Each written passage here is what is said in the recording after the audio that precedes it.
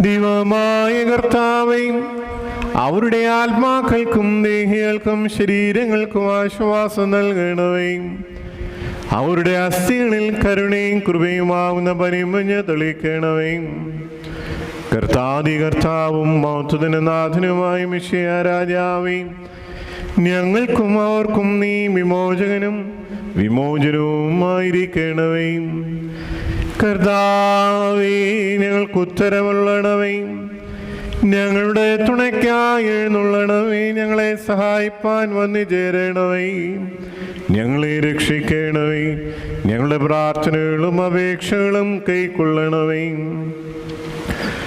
ദൈവമേ, സകല കഠിന ശിക്ഷകളും ദയാപൂർവം ഞങ്ങളിൽ നിന്ന് നീക്കി മായ്ച്ചു കളയണമേ.